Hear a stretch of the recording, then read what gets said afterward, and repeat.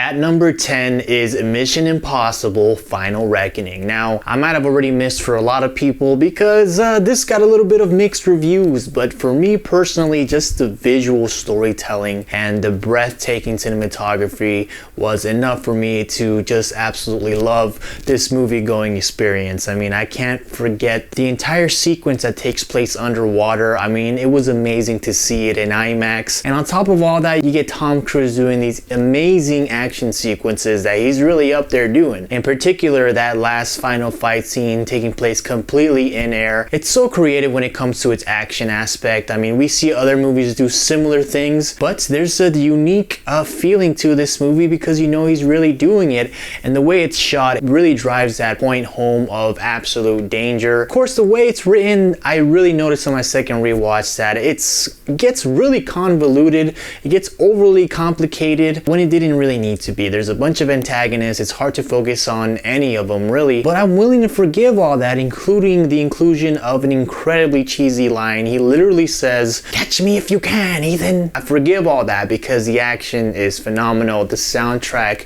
really adds this end of the world type of thing. So that's my number 10 entry. And at number 9 is One Battle After Another. Now, the premise alone for this movie is absolutely insane to me. I mean, I'm watching the first 10 minutes and I'm thinking, is it really going there? And it absolutely is. And I thought, whoa, this is controversial to say the least. Then I thought, you know, is this going to be some straightforward film? But then I thought DiCaprio's not going to do something like that. A lot of thinking going on during this movie.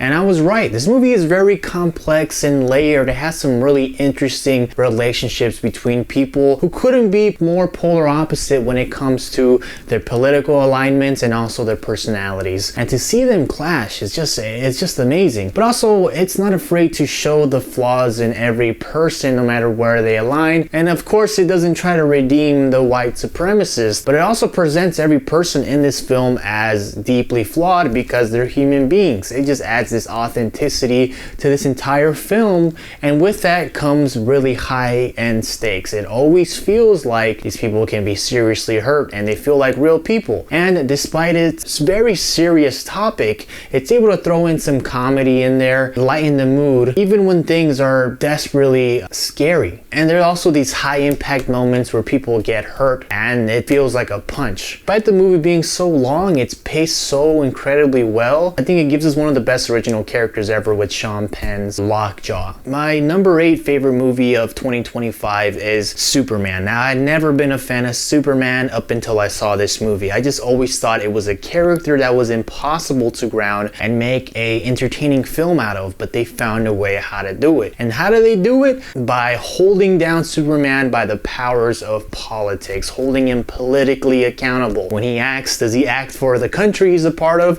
or does he act on himself? And Superman dealing with that mess is so real. I mean, that's something that would really happen in real life. And I'm not saying this movie is trying to be a serious take, because the movie is incredibly goofy, cheesy dialogue, over the top Saturday morning Scooby-Doo dialogue at times, and I hated Jimmy Olsen's character. But I'm forgiving all that because 1, the action is absolutely amazing. 2, the soundtrack is so heroic and just memorable. I hadn't felt like I did walking out of Superman in a long time, feeling heroic, feeling like I could make a change, and a big part of that was thanks to the soundtrack.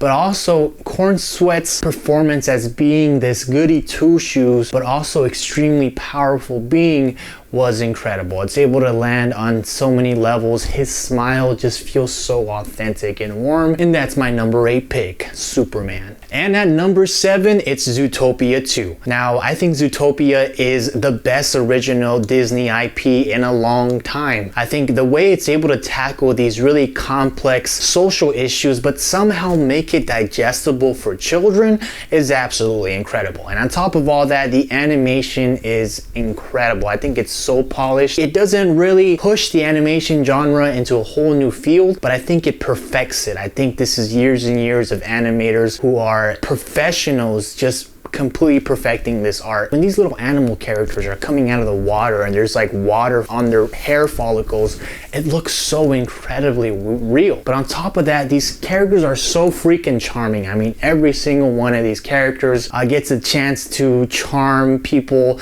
the audience, when we see the more animalistic sides to them. I mean, there's like hungry hippos. I mean, there's just so much love that goes into these films. I think this is no different. Also, it's not afraid to be a little more gritty than the typical Disney film. It gets a little down and dirty, and that's what I appreciate about the Zootopia films. And Zootopia 2 was able to do that for me too, and that's my number 7 pick, Zootopia 2. And at number 6 is Sinners. Now, when it comes to the set design, the costume department, the accents, they freaking nailed 1930s South. I mean, this place feels so freaking real. These people feel like they're in the southern heat. Other films that are period pieces, sometimes their costumes don't feel like they're actually there. They feel like Disney park costumes that have been worn for the first time. But unlike that, Sinners, all their costumes, it feels real and lived in. Now, on top of that, the writing, all these characters feel like they've known the Smokestack twins for years, and now that they're coming back to town, it just makes the world come alive that much more.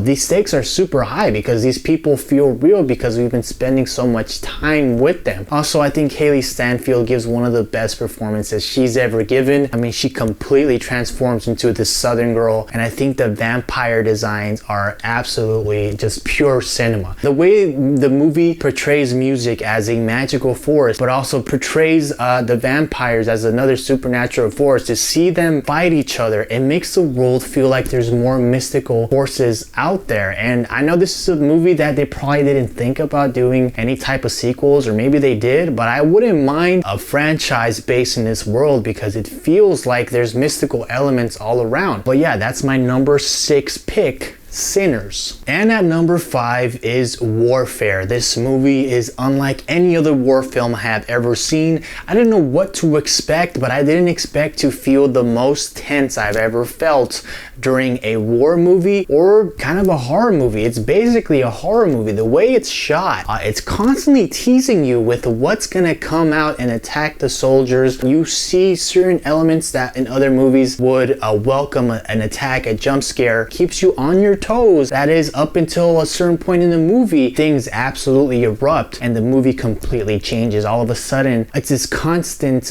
erupting moment that just is so uneasy on everybody, on the viewer, on these soldiers. There's no music in this film. It's the pure silence of waiting for the next attack or non-attack or friendly communication. The way it's able to use comms to heighten the intensity is absolutely amazing. So that's my number 5 pick, Warfare. And at number 4, my 4th favorite movie of 2025 is Rental Family. Now, this is one of the most beautiful films I've seen about the need for human connection ever. In the movie, Brendan Fraser is hired to fill different roles of family or friends to random people who hire these services. People will go really far in order to feel a hint of human connection, especially in a society where mental health is stigmatized. They have to keep appearances up. I think Brendan Fraser is the perfect pick for this role. We're able to sympathize with him. He just comes off so good at being this unsure but caring, loving man, but also a bit insecure. And he knows that his stay in these people's lives are temporary. So he's conflicted about how to deal with these emotions, how to not get too attached. So I just think it's a beautiful film. It's something that I think everyone should watch. And that's my number 4 pick, Rental Family.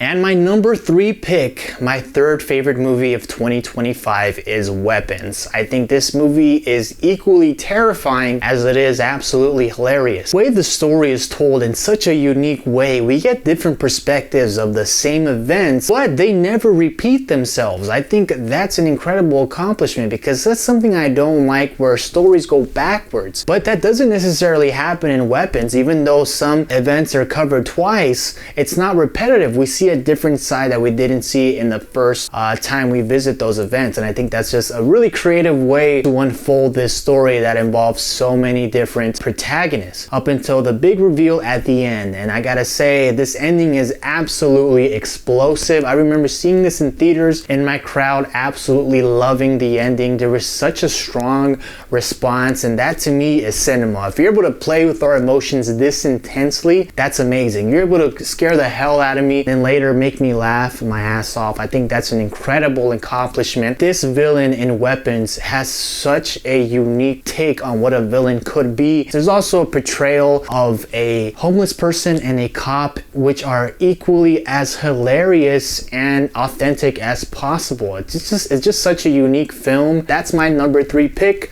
Weapons. And my number 2 pick, I know I'm gonna get a lot of hate for this, but my second favorite movie of 2025 is K-pop Demon Hunters. Now I know this movie has been played to death in a lot of homes of parents. They're probably sick of this movie, they're probably sick of the music because it's been everywhere, but I think there's a solid reason why it became so popular. The animation alone makes it a complete 10 out of 10. Coming from Sony Animation, it's obviously inspired by Into the Spider-Verse. It has that choppy animation, the different frame rates, and it also is not afraid to go into different animation styles depending on the scene or the emotion it's trying to convey. But on top of the amazing animation, you get an amazing soundtrack that has broken all kinds of records. So now you're thinking, okay, so it's a nice sing-along. No, because then you get the themes, the plot, the writing that's about accepting one's own flaws against the backdrop of a culture who is also appearance obsessed and refuse to admit their flaws. The movie is all about accepting one's own flaws, or in this case, demons. You realize these demon hunters are fighting their own demons, their own flaws, their own shame. And the movie goes as far as to show us what dangers we could go into when we refuse to accept our own self. And then you get the characters, our 3 leads, the girls who are amazingly well designed. I mean, their character designs are incredible. But on top of that, their performances, the way they're written, really makes them stand out and be unique in their own way. That scene in the middle where Rumi wants to be accepted, she realizes she was never accepted by her guardian. It just blew me away. It was just pure cinema, man. My number 1 movie of 2025 is Begonia.